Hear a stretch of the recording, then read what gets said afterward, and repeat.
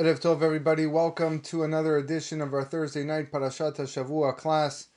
Tonight's Shiur is sponsored by Mr. and Mrs. Moshe and Mercedes Ben Dayan, dedicated in memory of her son, Yitzhak Bentolila Zichrono Livracha. May the wonderful words of Torah that we say tonight make a aliyat to his neshama and provide him with a height to stand near Kisei HaKavod with the arousing words that we're going to speak this evening. Tonight I want to speak about Keriat Yamsuf. Keriat Yamsuf, the splitting of the sea. So you're probably wondering, what in the world does that have to do with Parashat Vayera? Parashat Vayera deals with Avraham Avinu and of course Akedat Yitzhak.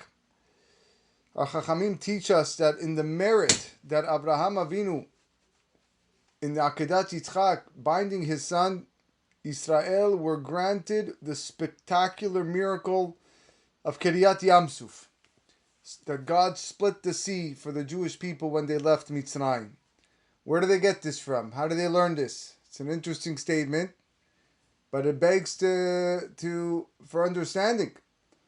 So the pasuk tells us in this week's parasha, "Vayashkem Avraham baboker vayachavosh et hamoro," that Avraham Avinu woke up in the morning and he saddled his donkey. Vayikach et shnei ne'arav ito ve'et Yitzchak beno, vaybaka atzei olah, and he split the wood of the olah, the wood that he was going to use to burn on the mizbeach.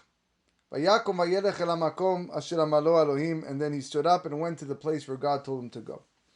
And the Midrash writes, Bischar shtei bekiot shebaka Avraham Avinu atzei olah, in reward for these two splittings, vaybaka atzei olah, that Abraham did, zacha leibaka hayam lifnei bnei Israel. The sea split before bnei Israel, shneimar vaybaka atzei olah, v'neimar lehalan vaybakeu hamayim. Here it uses the term vaybaka, split. Abraham Avinu split the wood, and there by the splitting of the sea, the pasuk writes vaybakeu hamayim. So unbelievable. We deduce from these two acts of splitting the wood, atzeh is plural, that Abraham split the wood twice. Then Hakadosh Baruch Hu split the sea for Am Yisrael. The Harav Chida writes in his Sefer, on this Perush on the Haggadah, on the Pasuk in Tehillim, Legozer Yamsuf Ligzarim Ki Leolam Hasto. To God who divided the Yamsuf into parts, his chesed endures forever. Here too, Ligzarim is in plural, teaching us that HaKadosh Baruch Hu split the sea into parts in the merit of the two acts of splitting wood performed by Avraham Avinu. Clearly the deeper connection between these two events require explanation. Number one, why was it necessary for our rabbis to assert that the sea split on behalf of Israel as a reward for Avraham Avinu splitting the wood twice?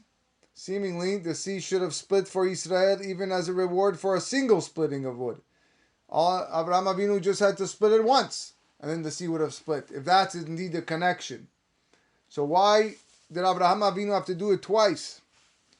We can explain this midrash based on a very, very beautiful passage brought down that the Satan employed all sorts of tricks and tactics to prevent Avraham and Yitzhak from fulfilling this mitzvah of Akedat. The midrash writes that first the Satan appeared to Abraham as an elderly man. And the Satan tells Abraham, is an elderly man such as you going to forsake a son that was given to him at the age of 100? And Abraham says, I'm not listening to you. I'm going to do what God wants. And then the Satan disguised himself as a young man. And he stood in front of Yitzhak and he said, poor thing, you son of an unfortunate woman, that how many fasts did your mother have to go through? How many ta'aniyot did she have to fast? Just so that she would pray for you. And now you're going to let this man who's lost his mind slaughter you? And Yitzhak said, I will not disobey the ratzon of Borei Olam, the will of my Creator. And then the Midrash writes, and it was on the third day. Since the distance was short, why was there a delay? The Midrash says, why was it a delay of the third day?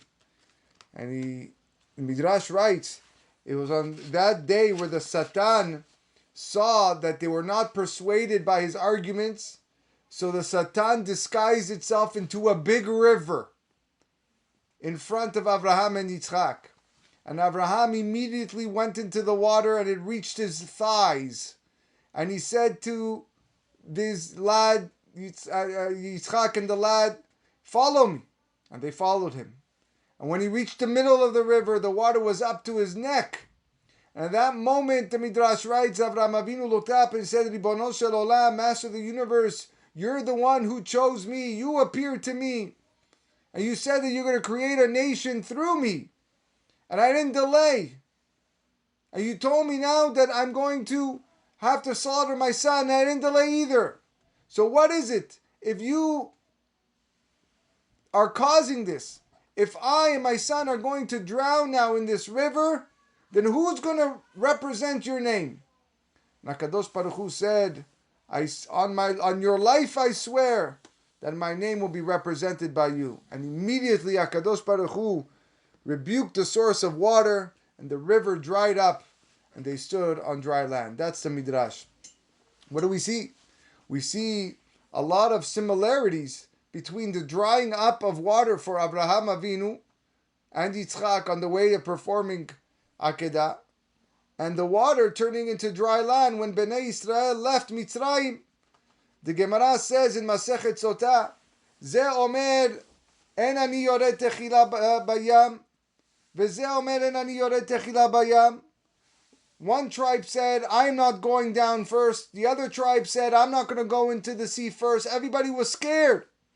Kafatz Nachshon ben Aminadav, vayarad layam techila. So Nachshon ben Aminadav from the tribe of Yehuda jumped forward into the sea first. Ve'alav mefaresh beKabbalah oshieni Elokim ki ba'u mayim ad nafesh. And of him it is said, save me, for the waters have reached until the soul. So look at the parallels that exist between the story of Abraham and Yitzhak and Nachshon ben Aminadav. Abraham was willing to sacrifice his life by going into the waters on the way to the Akedah. And when the water reached his neck, he prayed to HaKadosh Baruch Hu and he said, the water is threatening my life and the life of my son. HaKadosh Baruch Hu accepted his tefillah and the water turned into dry land. Nachshon ben Aminadav was willing to sacrifice his life by jumping into Keriat Yamsuf. He also prayed to God when the water reached his neck, the water threatening my life, and in his merit the sea split for Bnei Israel.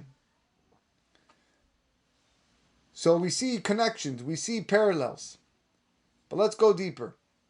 Before any miracle can happen, there must be a symbolic act that gets performed down below, here on earth. And that is why HaKadosh Baruch Hu orchestrated the events as such. Abraham's act of self-sacrifice served as a symbolic act of Kriyat Yamsuf. And that's why the Chachamim say, as a reward for the two splittings of the wood that Avraham Avinu did for the wood of the Olah, he merited for the seed to split before Bnei Israel. Vaybaku hamayim. Due to his Ruach HaKodesh, Avraham Avinu split the wood twice in preparation for the Olah. And he prepared and he set the path for two miraculous splittings. The first miraculous splitting was a splitting of the river that was blocking Abraham and Yitzhak on the way to the Akedah. And the second splitting of wood was the miraculous splitting of Yamsuf for Bnei Israel during the Exodus. Beautiful Chidush. There is even a more profound connection between Akedat Yitzhak and Keriat Yamsuf. The Rama Mipano, in the Sefer Gilgulei Neshamot, he writes that Nachshon ben Aminadav reincarnated. He was later on in history. His neshama came back into the body of a man named Yosef ben Simai. Yosef ben Simai was also a beneficiary of a miracle. Let me quote for you the Gemara that talks about the miracle that took place for Yosef ben Simai. Tanu Rabbanan. The rabbis taught in a Braita. Maaseh v'nafla deleka bechatzero shel Yosef ben Simai b'shichin. There was an incident where the courtyard of Yosef ben Simai in the city of Shichin caught fire on Shabbat. Ubau anshe gistera shel tziporei lechabot mipnei she'aputrupus shel melech haya. Men of the governor of Tzipori came to extinguish the fire, non-Jews. They came to extinguish the fire because this man, Yosef ben Simai, was a member of a parliament. He had a high position. So when they heard that the courtyard was on fire, they all wanted to help him. But he didn't let them extinguish the fire because it was Shabbat. And a miracle happened, and rain came all of a sudden and extinguished the fire for him. When the rabbis heard that Yosef ben Simai told the non-Jews not to extinguish the fire, Amru, they said, Lo hayat tzarich lekach. He didn't really have to do this.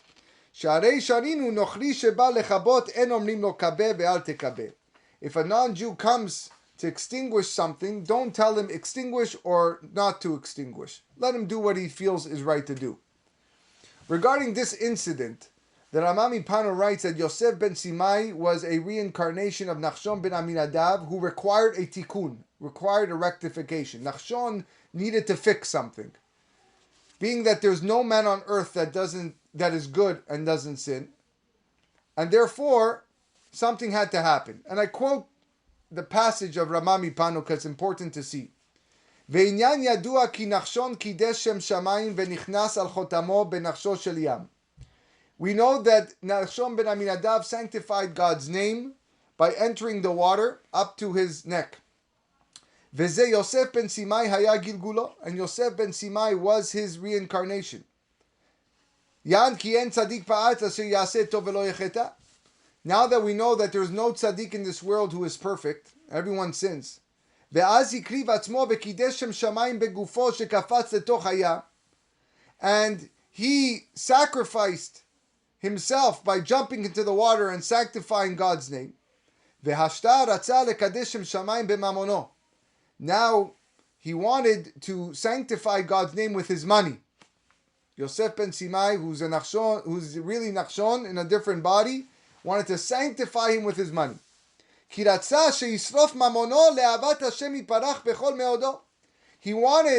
that his money, his possessions burned to show his love for God. I am not going to extinguish this on Shabbat. No way in the world. I'm going to let everything I have burn.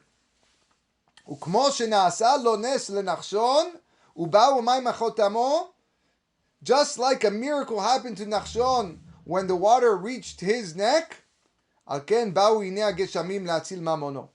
too the rain came and extinguished the fire that was in the courtyard of Yosef ben Simai. Okay, this is what he writes. So the question we need to explain is, what shortcoming did Nachshon ben Aminadav have that necessitated this reincarnation into Yosef ben Simai? That's number one.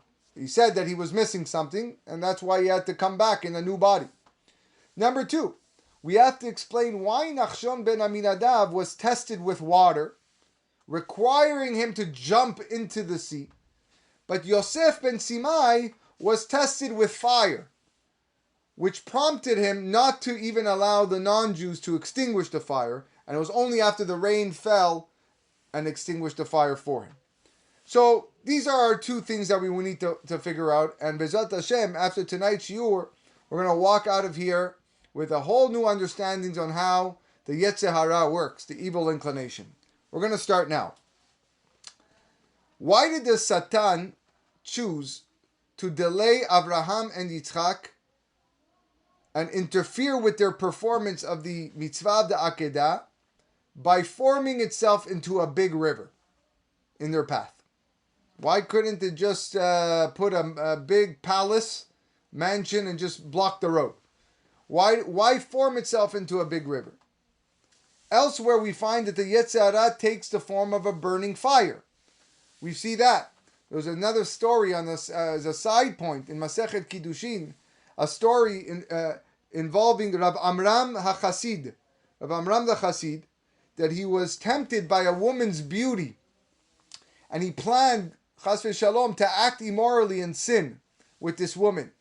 To save himself, because he knew that the Yetzer Hara was enticing him to sin, to save himself, he screamed out, Nura be Amram. There's a fire in the house of Amram. And Rashi explains by when he screamed that shout, he sounded an alarm for all of his neighbors to come out and extinguish the fire. And he figured that if they're around him, he would be ashamed and the Yetzer Hara would be quieted. So we see that the Yetzer Hara not only comes in the form of water, like the big river, but it also comes in the form of fire. The Midrash writes that there are two types of Gehinam that HaKadosh Baruch Hu uses to punish the wicked. The Pasuk writes in Mishlei, in the Eshet Chayil, Lo tira lebeta mishaleg kichol beta lavu shanim. She fears not snow for her household because her household is clothed in scarlet wool. And here the Chachamim write that the sentence of Reshaim, their jail time in Gehinam, is 12 months. 6 months is in heat, and 6 months is in cold. At first, HaKadosh Baruch Hu places the Reshaim in extreme heat. And when they feel the heat, they say, this is the Gehinam of HaKadosh Baruch Hu. And afterwards, he takes him out into the snow, and which they say, this is the cold of HaKadosh Baruch Hu. The Arizal writes that the Gehinam of fire that God uses to punish the Reshaim is designed to punish the people who transgressed a mitzvat lo ta'aseh, a negative mitzvah. They had a desire to steal. The Torah tells you, don't steal. You had a desire to steal with passion and with fervor, and you stole, so God punishes you with the Gehinam of fire. The Gehinam of snow, on the other hand, is reserved for somebody who was lazy and didn't perform a mitzvat aseh, a positive mitzvah. You were supposed to go buy a lulav and etrog and shake it during Sukkot, but you were too lazy to go out and buy one. So because of that, God is punishing you with snow for that avera. What exactly does he mean by this? There are 613 mitzvot. 248 mitzvot are positive mitzvot that require an active deed, like shaking the lulav. 365 mitzvot are lo ta'aseh, such as don't steal, don't murder, don't lie. That requires refraining from action. To fulfill the 248 mitzvot aseh, positive commandments, a person needs to employ the element of fire that arouses a passion in him and drives him to perform the mitzvot with a passionate fervor. That's what David HaMelech said, Cham libi bekirbi b'agigi tivaresh. My heart became hot in me. On the other hand, to avoid doing a sin, a transgression of a lo ta'aseh, to avoid stealing, for example, a person needs to employ the element of water to cool himself off, to extinguish the fiery passion to do a sin. We need the water to cool you off. Now, obviously, water and fire oppose one another. If the element of fire prevails over that of water, the water is going to dry up due to the heat. And if the element of water prevails, then the water is going to extinguish the fire. So therefore, when a person wishes to fulfill one of the 248 positive commandments, he has to ignite the fire within him to prevail over the element of water that is trying to hold him back. And when his aim is to do the opposite, to avoid performing a lo ta'aseh, I'm trying to hold back from saying lashon hara, then you have to stimulate the water inside of you to cool down the passionate fire that is driving you to transgress that avera. Chas v'shalom. This is what the Arizal meant. There's a braita that says There's a bright in Masechet Sukkah, the Gemara Masechet Sukkah, that if the Yetzer Hara engages you, is enticing you, draw him into the Bet HaMidrash. Bring him, meaning start learning Torah. If the Yetzer Hara is like stone, like a rock, it will dissolve. If it's like iron, it will shatter. If it's like a stone, he will dissolve, because the Chachamim, the Navi writes, whoever's thirsty, go get water, in reference to the Torah. And if it's like iron, it will shatter. It's another pasuk that in reference to Halo kol divrei ke'esh neum Hashem uchpatish yefotzet sela. In reference to the Torah, which is like fire. So we see that Torah not only contains a force of water, but also contains a force of fire. There are two types of Yetzer Hara, Rabotai. There's a Yetzer Hara of fire that ignites the element of fire in a person that is inciting him to commit an Avera. To overcome that, a person has to study Torah, which has the force of water, to extinguish and cool down the fire of the Yetzer Hara, the evil inclination. And there's also a Yetzer Hara of water. The Yetzer Hara of water is what is trying to convince you to cool down and be lazy and not perform a mitzvah. And therefore, you also study the Torah. Because by studying the Torah, which also has the force of fire, you're now strengthening the element of fire within to make you get up and have that passion to go and perform the mitzvah. This is why we call individuals Yerei Shamayim. They're God-fearing. Because Shamayim has a combination of Esh and Mayim, fire and water. And therefore, a person who is God-fearing, a person who battles the Yetzer Hara, is described as Yerei Shamayim because he constantly fears the two types of Yetzer Hara, the fire and the water. When he's incited by the Yetzer Hara of fire to commit an Avera, so he extinguishes it with the water of the Torah. And when the Yetzer Hara of water is prevailing and he's becoming lax in his mitzvot, his observance of mitzvot, we dry up that water with the fire of Torah. And this is what the Arizal meant, that HaKadosh Baruch Hu punishes the Reshaim 6 months of Geinam of fire for igniting the element of fire within them to transgress the lo ta'aseh, the negative commands. And he punishes them with 6 months of snow, of water, cold water, for cooling down that passion and being lax in their observance of mitzvot. Why is it? Now we can understand why is it that the Yetzer Hara sometimes confronts us with fire and sometimes with water. In that story of Rabbi Amram HaChasid, where he wanted to sin with that woman who was beautiful, his ordeal involved committing an Avera of a lo ta'aseh. And due to his tremendous Kedusha, he was able to arouse the element of water inside him to cool down the element of fire. Nevertheless, the Yetzer Hara rallied all of its strength to cause him to fail. And therefore, the Yetzer Hara appeared to him how? As a blazing fire. It ignited the element of fire within him.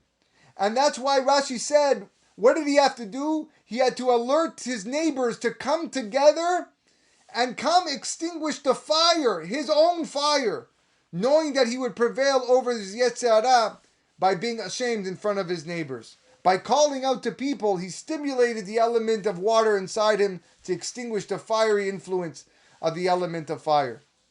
At the time of Akedat Yitzhak, Abraham and Yitzhak woke up early in the morning with a holy enthusiasm to perform the mitzvah. They were burning, they're waiting, want to do this so badly. So in order to suppress that enthusiasm, the Satan, the Yetzer Hara, appeared to them as what? As water, as a river, to stimulate the element of water, to deter them from performing this act. And that's why it said it formed into a big river in front of them. It stimulated the element of water to extinguish and cool down that passion to perform Hashem's mitzvah. And that's why we can appreciate Abraham's tefillah to HaKadosh Baruch Hu at the time of the Akedah.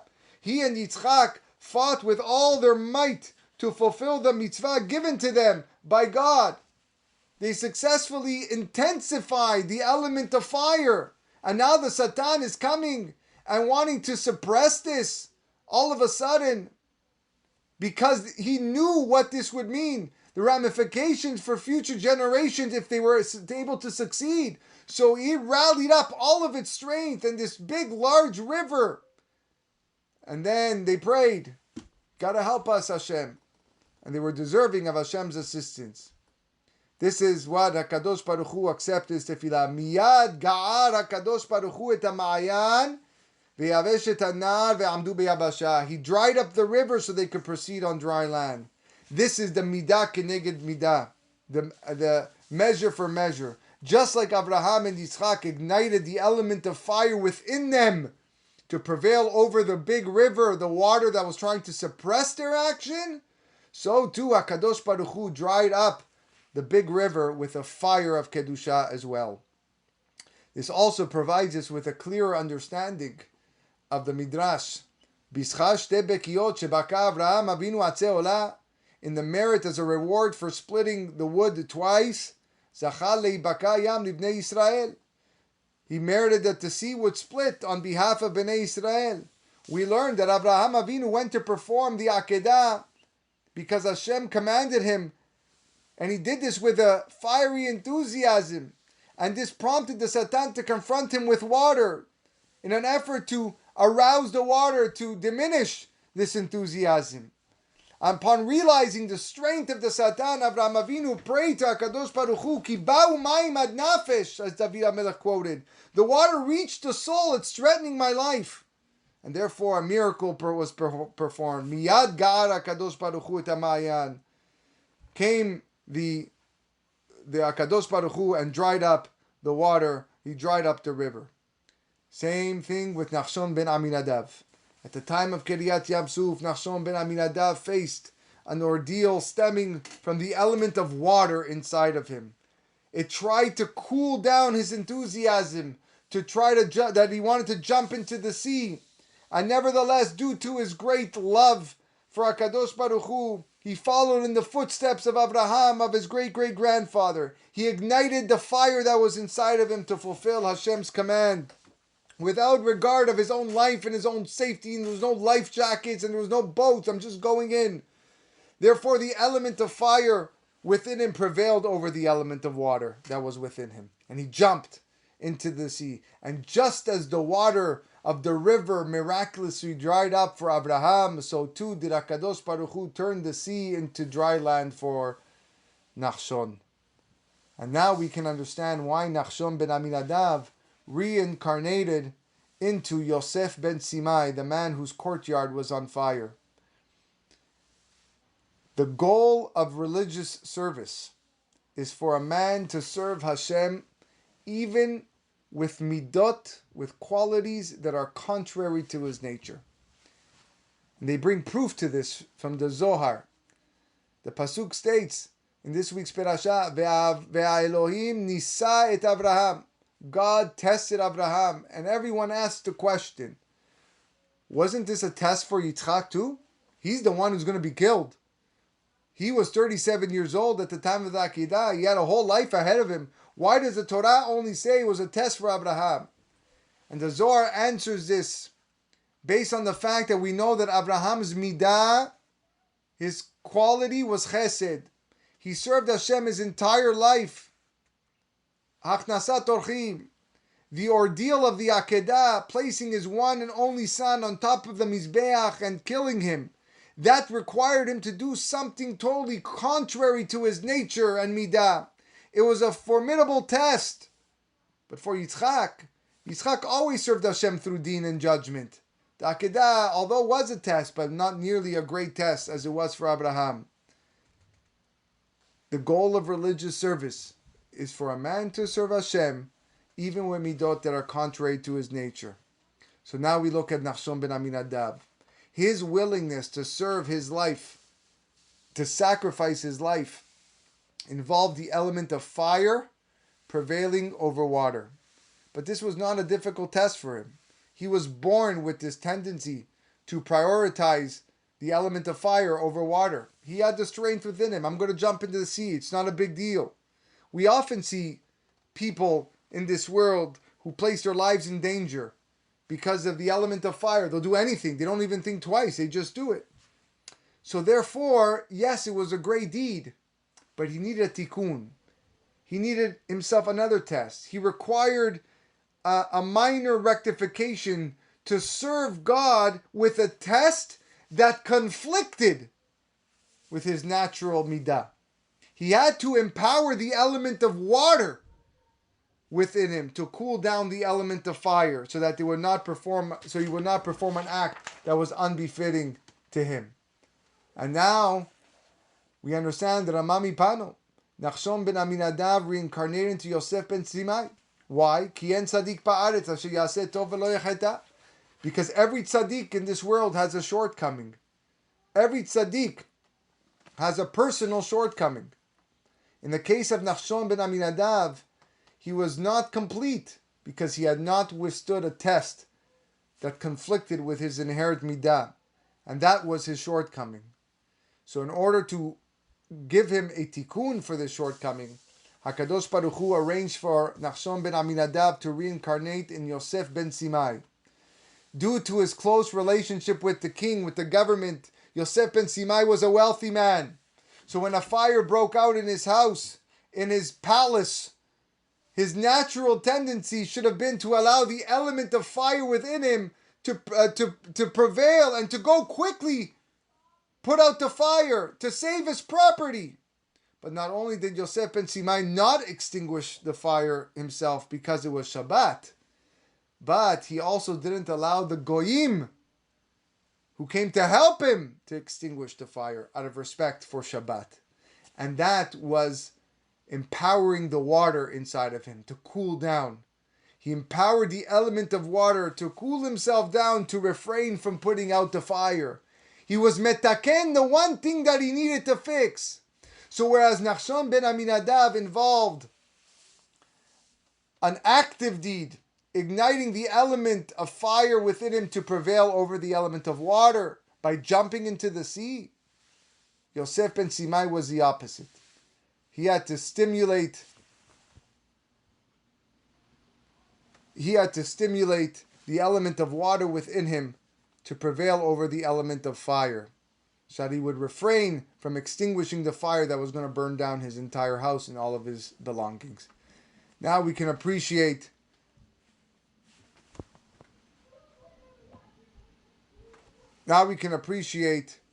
how both miracles exemplified the principles of midah keneged midah. The waters of the Yam Suf dried up in the merit of Nachshon ben Aminadav, igniting the element of fire within him to cool down the element of water within him, which would have deterred him from jumping into the sea.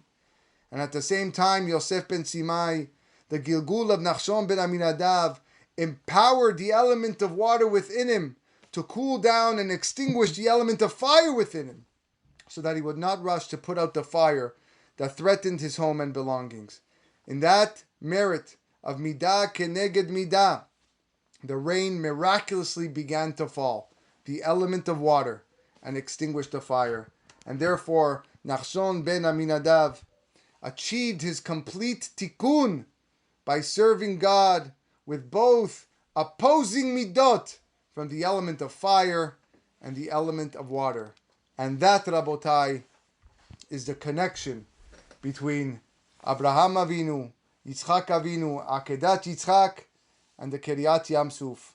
In the zechut of Abraham splitting that piece of wood, the wood twice, he not only saved himself from the Satan, the Yetzer Hara, who was trying to prevent him with a large river, and HaKadosh Baruch Hu came to save him and split the sea, but in addition, he also was able to set the stage for the future when Bnei Israel would leave Mitzrayim and be stuck at Yam Suf, and Nachshon ben Aminadav would come in and risk his life just like his great-great-grandfather did.